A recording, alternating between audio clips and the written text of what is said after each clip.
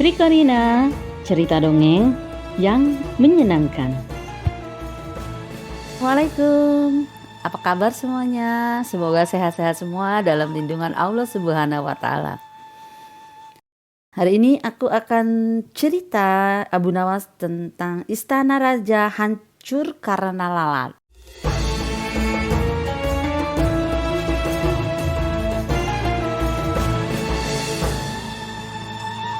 Pada suatu hari, Abu Nawas terlihat murung.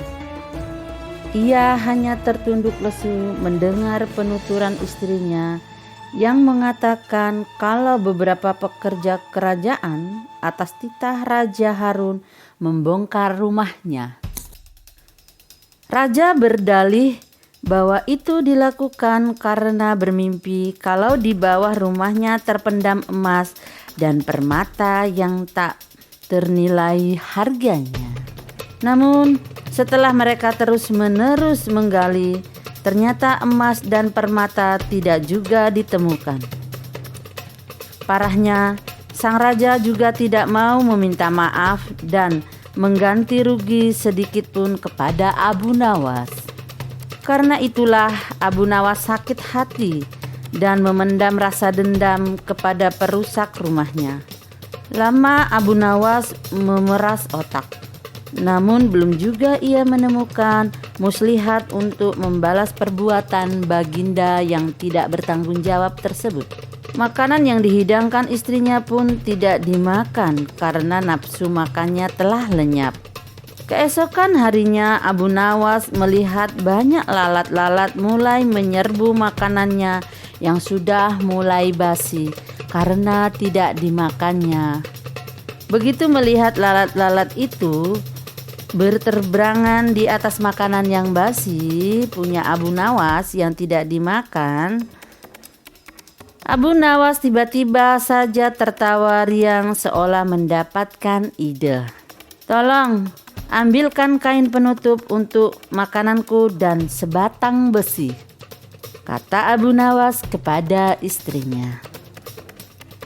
Dengan wajah berseri-seri, Abu Nawas berangkat menuju istana. Setiba di istana, Abu Nawas membungkuk memberi hormat kepada Raja Harun. Raja Harun terkejut atas kedatangan Abu Nawas di hadapan para menterinya. Raja Harun mempersilahkan Abu Nawas untuk menghadap.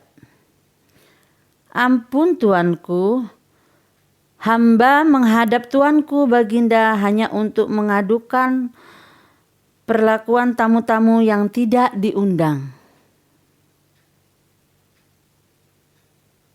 Mereka memasuki rumah hamba tanpa izin dan berani memakan makanan hamba." Laporan Abu Nawas. "Siapakah tamu-tamu tidak diundang itu, wahai Abu Nawas?" ujar baginda dengan bijaksana. "Lalat-lalat ini tuanku," kata Abu Nawas sambil membuka penutup piringnya. "Kepada siapa lagi kalau bukan kepada Paduka junjungan hamba mengadukan perlakuan yang tidak adil ini," ujar Abu Nawas selagi lalu.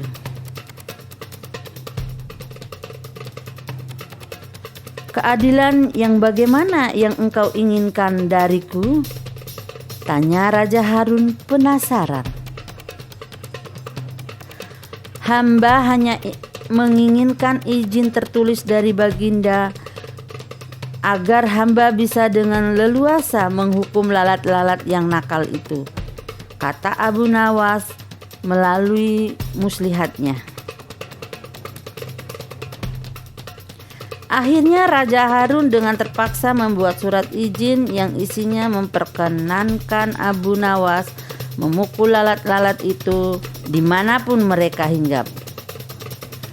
Setelah mendapat izin tertulis itu, Abu Nawas mulai mengusir lalat-lalat di piringnya hingga mereka terbang dan hinggap di sana sini. Dengan menggunakan tongkat besi yang dibawa dari rumah, Abu Nawas mengejar dan memukul lalat-lalat itu. Ketika hinggap di kaca, Abu Nawas dengan tenang dan leluasa memukul kaca itu hingga pecah. Kemudian vas bunga nan indah milik sang raja juga ikut terkena pukulan dan pecah juga.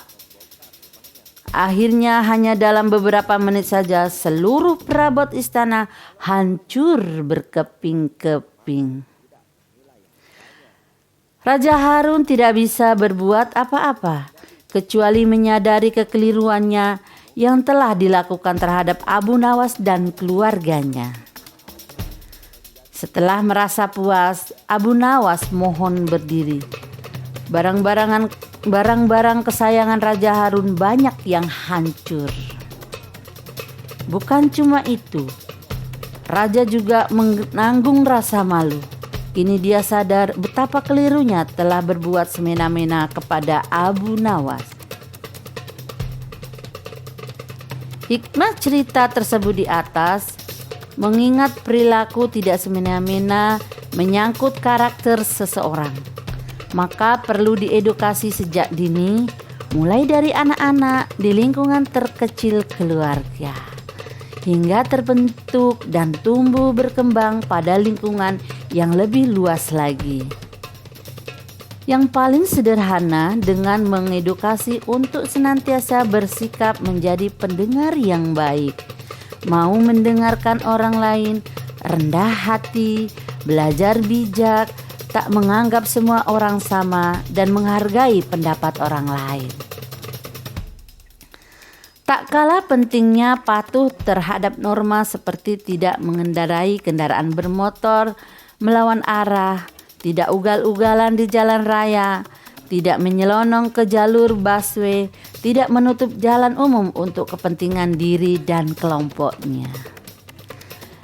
Dalam hidup bertetangga misalnya, tidak parkir kendaraan sembarangan di depan rumah orang, tidak membuang sampah, kotoran atau limbah ke tempat orang, dan tidak membuat bising atau kegaduhan di lingkungan.